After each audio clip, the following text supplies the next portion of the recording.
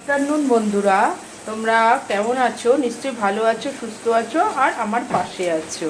আজকে আমি করব সর্ষে দিয়ে সর্ষে, আর আমি দু রকমের সর্ষে, লাল সর্ষে কালো সর্ষেকে বেটেছি, কাঁচা লঙ্কা শুকনো লঙ্কা দিয়ে ভালো করে বেটে মিক্স করে নিয়েছি।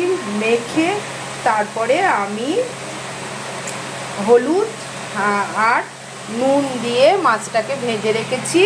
আর এই যে আমটাকে আমি নুন হলুদ দিয়ে মেখে রেখেছি। আমি আজকে আম ইলিশ করবো, তোমাদের দেখাবো আম ইলিশ করে। তো আমি এটাকে মেখে রেখে দিয়েছি আম ইলিশটা। আমি আমটাকে নুন হলুদে হালকা ভেজে নেবো, সামান্য হালকা ভেজে নেবো। আমি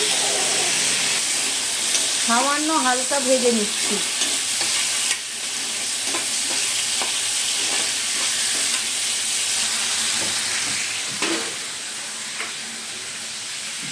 লাইটটা জ্বালা, লাইটটা।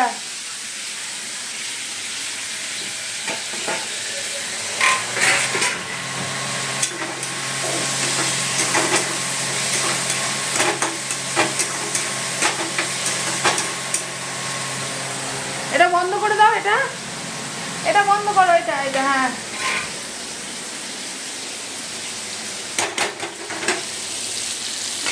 এই যে ভাজি, ভেজে হালকা হালকা ভাজা হয়েছে, বেশি লাল না, বেশি ভাজা হবে না, হালকা হালকা ভাজা হবে। এবার আমি তুলে নেবো, ভাজাটা আমি তুলে নেব। বন্ধুরা, আমি কড়াইতে তেল দিয়ে কালো জিরা ফোড়ন দিয়ে দিয়েছি।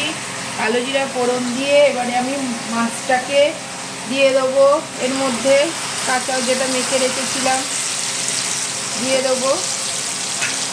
ভালো করে দিয়ে দিলাম, দিয়ে এবার এই আমটা দিয়ে দিলাম, পুরো আমটা দিয়ে দিলাম, আমটা দিয়ে দিলাম।